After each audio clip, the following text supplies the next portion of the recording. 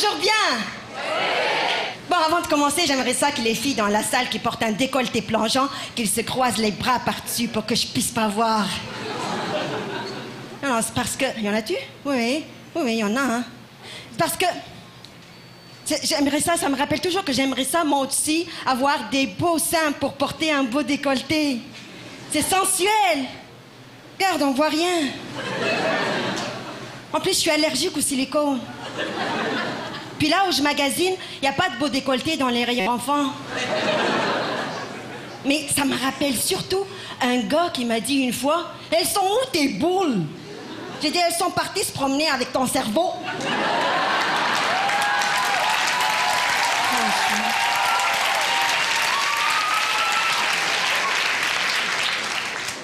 Bon, disons que le fait de cacher vos décolletés, ça serait un accommodement raisonnable entre nous. Bon, ça vous tape sur les nerfs, ce phénomène-là, hein? Moi aussi. Non, mais on accommode quelqu'un qui a une déficience physique ou mentale. Mais une déficience d'esprit, ça se guérit. Hein?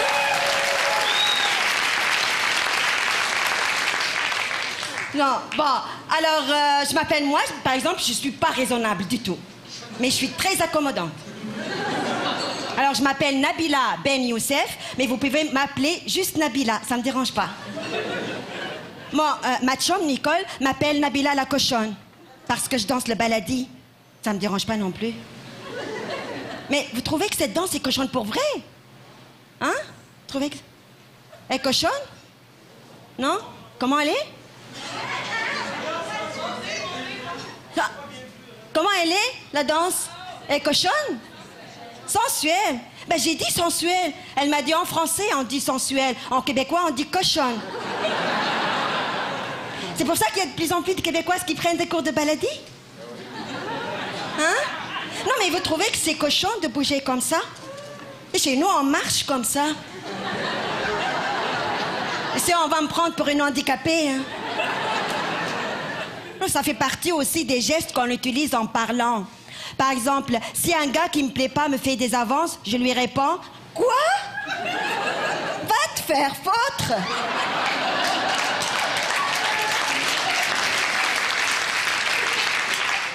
Puis, si c'est le gars qui est approché par une fille qui n'est pas de son goût, mais c'est très, très, très rare, il va faire « Casse-toi!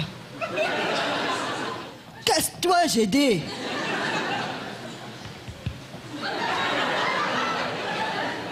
Et si on rentre dans une transe en bougeant comme ça, on peut même avoir un orgasme.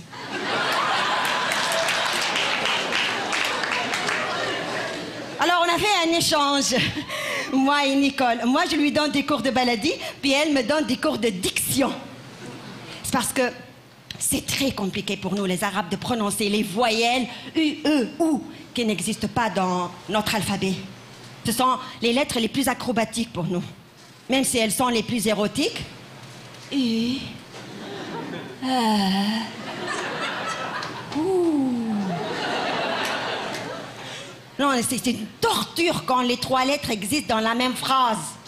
Comme t'es-tu bouché des debout? Tu veux-tu finir en queue de mourue? Et t'aimes-tu ce trou de cul?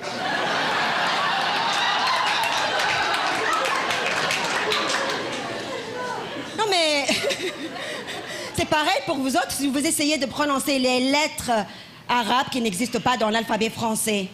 Ah-ha-ra-ra. Ce sont 4 lettres, hein? Pas une seule.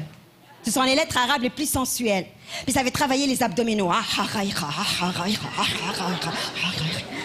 C'est pour ça qu'en général, les hommes arabes n'ont pas des grosses bédaines. Même s'ils prennent autant de brosses que les Québécois.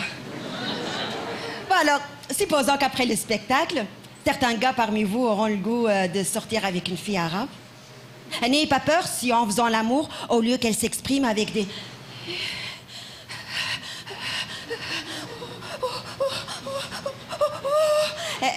Elle fait...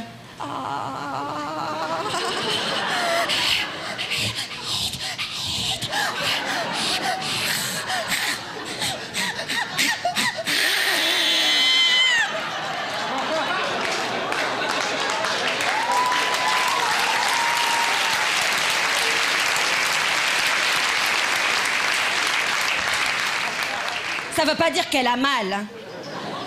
Mais elle jouit profondément. Bravo, t'as réussi à atteindre son point G dès le premier coup. Ça veut pas dire nécessairement que t'es bon, mais parce que... G en arabe s'écrit comme ça. Le point du G existe.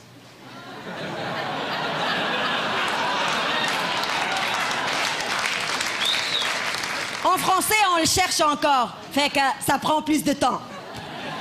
Merci beaucoup.